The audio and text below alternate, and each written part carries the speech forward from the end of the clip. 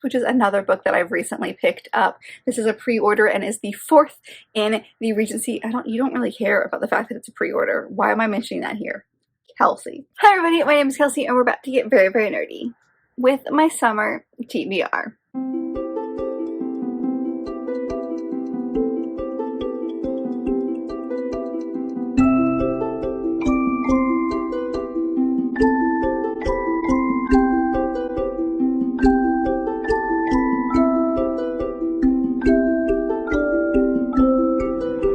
So I make one of these, well, I have been making one of these every year or so, and I love doing the fall ones. And last year I made a summer one. I think it was last year the first year, maybe not. Maybe it was the year before.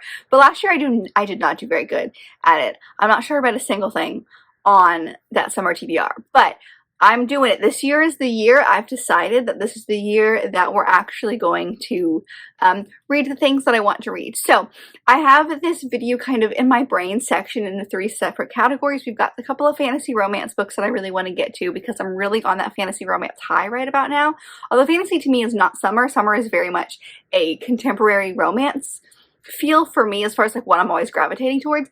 I really want to play into the fantasy romance that I'm feeling. So I've got some of those. I've got a couple of historical romances which do feel like summer and spring, and I've got a lot of contemporary romances as well. So I've got 10 books on this list of things that I really want to get to this summer. So I'm hoping that over the course of June, July, that's really what I think about as summer, but also August, end of May, early August, like those two also play into summer for me. So I'm hoping that in that little bit of time I can really dive into these books, but let's dive into the ones that I really, really, really hope I get to this year. Like I mentioned, we've got a couple of fantasy romance. Oh, I'm assuming they're fantasy romance. The first one for sure is, and that is The Foxglove King by Hannah Whitten.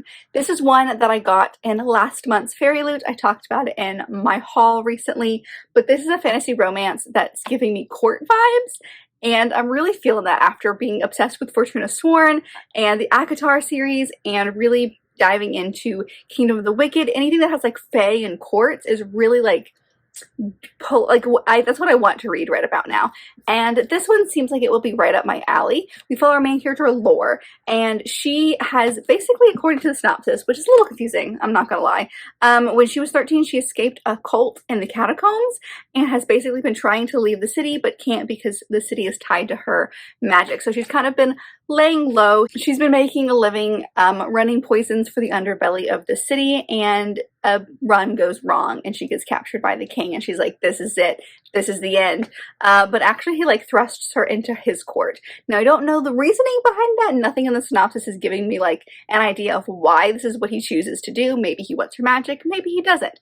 But she's thrust into this court and she's dealing with 2 different men. We have Gideon, who is her guardian, which is a duke turned monk basically, and then we have the king's ne'er-do-well heir, Bastian, as well. So love triangle possibly, but this has been very highly talked about recently because it recently came out and it's the first in a series. I think it's going to be a duology or a trilogy, so I really want to dive in and see if this author is for me. I haven't read anything by this author before, but I'm feeling the fantasy romance vibes. Nothing about this feels like summer, but I want to read it. So this is the random book on this list that doesn't really go with the season, except for the fact that this is the mood that I'm in. The next one that I want to pick up is primarily, it's a fantasy. I'm not sure if it's fantasy romance, but it's a fantasy, and the cover is kind of what's making me feel like it's a spring summer kind of book, and that is This Vicious Grace by Emily Feed, I believe is how you pronounce it.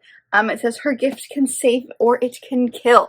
So I've got this super bright, fun cover. Nothing about this is, I guess, screaming summer except for the very brightness of it. Also, Fairy Loot is going to be doing other special editions since this is a Fairy Loot for the rest of the series. So I need to read this to, before I buy the second one, because I will. So this follows Alessia, and she's been given this gift from the gods, which is supposed to magnify her partner's gift, except for instead it's killing all of the possible suitors she has. And so it's this island that she lives on. It says there only weeks are left before a swarm of demons devours everything on her island. So she's running out of time and she's trying to find this person. So hopefully they will save the island they live on. But the government or like the religious party that's on this island has convinced everyone that she's actually, you need to kill her because her power is just, it's not going to work, and by killing her it's going to save everybody.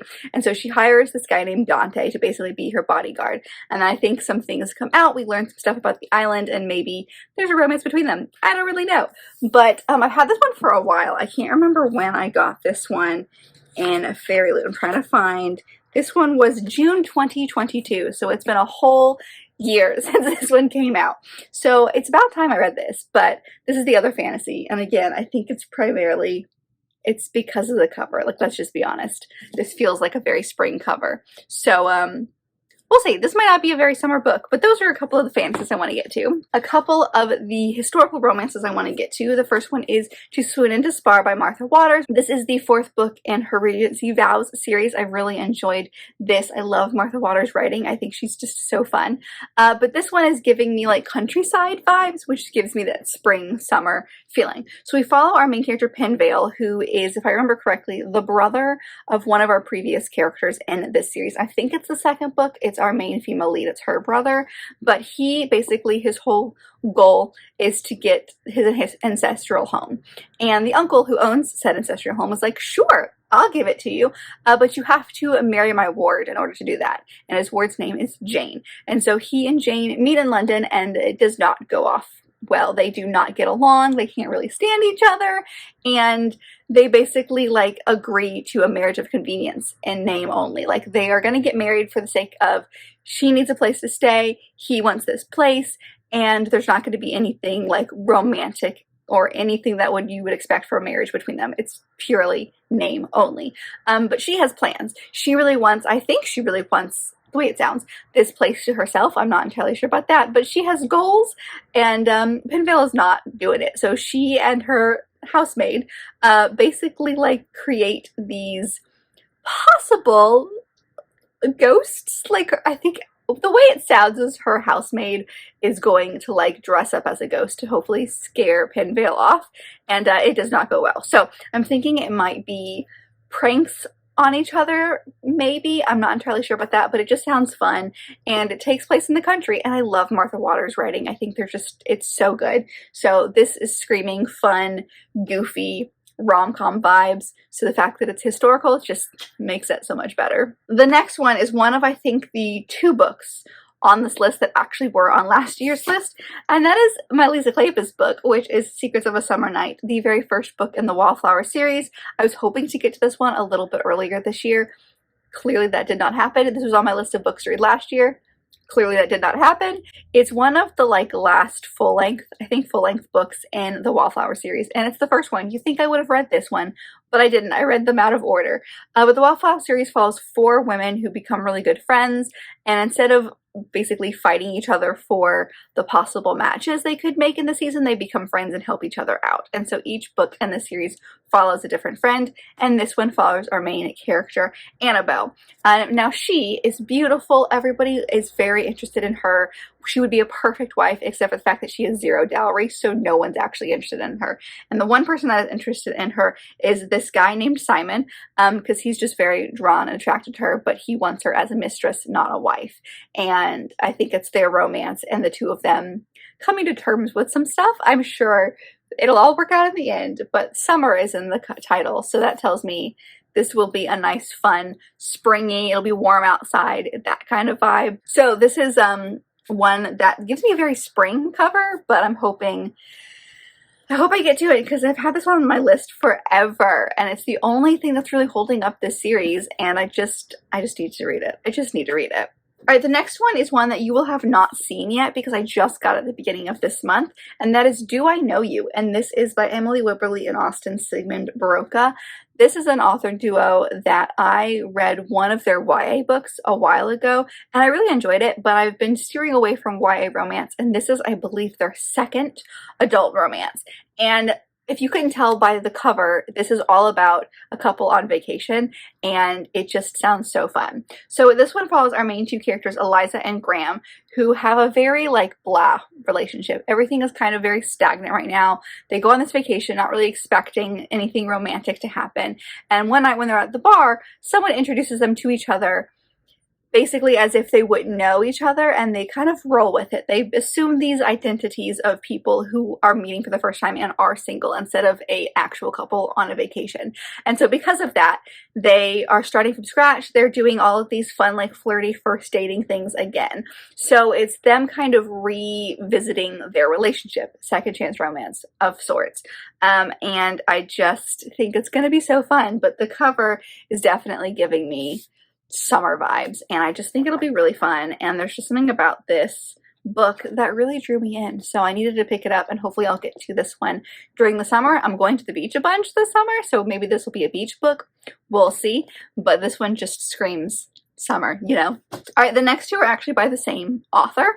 The first one I own, the second one I don't. The first one is My Killer Vacation by Tessa Bailey. I've never read a Tessa Bailey book, and I think it's about time we change that because I've heard nothing but good things about them. So this one is a spicy story that's like murder mystery meets rom-com. So we follow our two main characters, Taylor and Miles. And Taylor goes to Cape Cod, I believe with her brother, and they go to the rental house and discover a dead body. And they go, oh no, what is this? This is weird. And so a bounty hunter named Miles shows up basically as the one who's going to solve whatever this murder is, and Taylor's convinced that she can help. And so the bounty hunter's like, no, I don't want you involved. And she's like, no, but I can be helpful. And it's their relationship as they're solving this murder. So it sounds super goofy, super fun. It seems like it's going to be an indie published book that I'm looking at just the way it is published. It was also a gift from my friend Serena, so thank you so much, Serena. I'm finally getting around to hopefully reading your Christmas gift to me, because it's been a hot second, but this just screams summer, so I've been putting it off for the summer for that reason. So this one, again, might be a good beach book.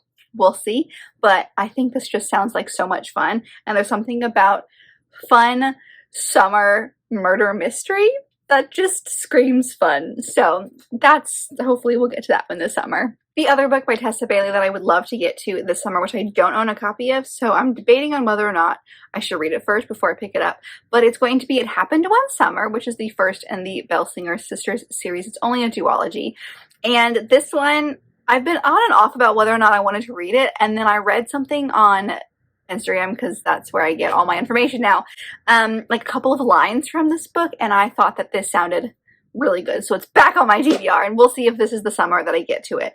But this one follows our main character, Piper, and she and her sister are fashionistas, I think, and they're just like, the paparazzi follows them around. They're relatively famous, and something happens. They've drunk too much one night, and it ends them both up in jail. And their stepfather is like, I am done with this. So he sends them off to work their late father's dive bar in Washington.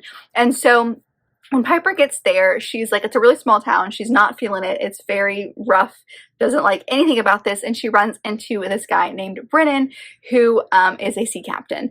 And because they just keep running into each other over and over, she's determined basically to convince her stepfather and this guy that she can do it. And so it's her story. And then the second one in this series follows her sister, and I think similar situations. So I've heard good things about Tessa Bailey. I haven't read anything by her. I would really like this to be the summer that I changed that. This book was really popular last year. I want to say it came out last year, but I might be totally wrong about that. No, it came out in 21. Maybe the second one came out last year, and that's why everyone was talking about it. But it was really popular, and I would like to see if the hype is worth it. The next one I want to pick up is one that I just think would be fun for maybe later in the summer, and that is The Road Trip by Beth O'Leary. I have a lot of Beth O'Leary books at this point, and I need to read more of her stuff. I really just want to make sure that the no-show is not like a one and done kind of thing. But this follows our main two characters, Dylan and Addie, who 4 years ago fell in love and were dating and like connected via a friend's villa. And then a couple of years after that, they broke up and haven't spoken since. In present day, their cars are both on the way to said mutual friend's wedding, and their cars literally crash into each other, and Dylan's is completely wrecked. And so they end up having to road trip together it says in Scotland, which I'm very, very excited about. Rural Scotland, and so there's like no public transit for miles. It'll take way too long to get there, so they basically team up and do one road trip with all of them together, each of them bringing someone. We have Dylan's best friend and Addie's sister, and then also some random guy they met on Facebook. So all of them like team up together, and it's this couple that is kind of rekindling, let's say. So I'm really excited to see the crazy shenanigans that takes place on this road trip between this couple. I think it's just going to be so much fun. And this one just, I don't know, there's something about road trips that feels like summer. So I would love to get to this one as well. And also now officially read more than one book by Beth O'Leary. The next one is one that I think also was on last year's list. It was the other one out of this list I think was on last year's.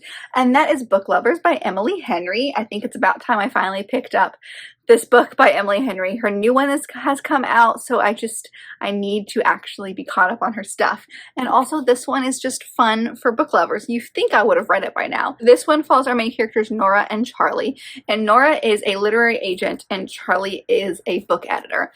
And this basically takes place in the entire month of August. Nora's sister basically asks her to come away with her and she would do anything for her sister. So she takes the entire month off and they go to this place called Sunshine Falls, North Carolina for the whole month.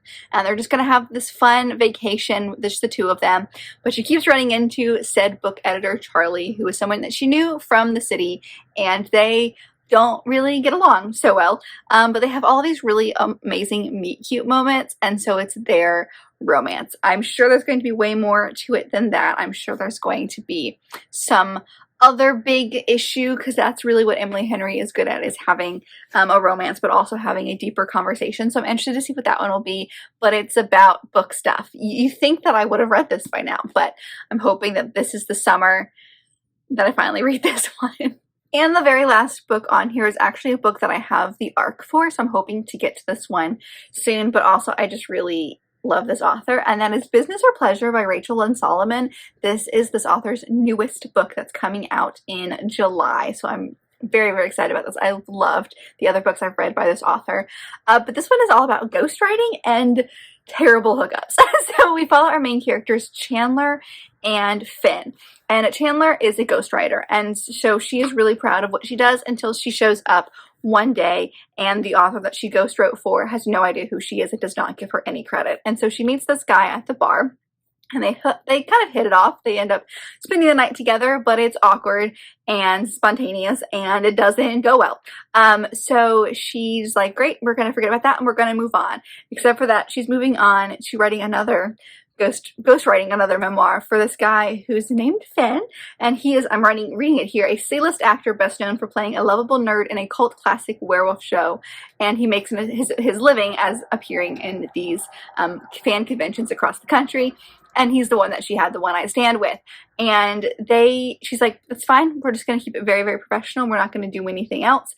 But he thinks that their night went very, very well. And she ends up having to just kind of like break that bubble. So they come up with this deal that when they're not working on writing his memoir, that she'll help him be better in the bedroom. So this is going to end up so well. I could just tell. I have loved other things by this author, and this just sounds so good. So I'm very, very interested in this one, and hopefully I can get to this one in June. Fingers crossed. But that is it. That is a look at some of the books that I really want to get to this summer. Let me know if you've read any of the books that I mentioned in this video, or if you have some books yourself that you would like to get to this summer. I would love to know what's on your summer TBR. If you are a seasonal reader like I am, please let me know all of your thoughts. And let me know also, if you are like me and you are a seasonal reader, what do you lean towards in the summer? I always lean towards romances. I mean, I lean towards romances all the time, but primarily contemporary romances is what I feel during the summer. So let me know if you do that, or if the summer is the time for fantasy for you. I don't know. Tell me all the things. But if you like this video, and I very much hope that you did, don't forget to give it a big thumbs up and subscribe down below if you'd like to be part of this awesome and growing family. I've also got all my social media down there, as well as other fun bookish links, so don't forget to check all that out, and I'll see you guys in my next video.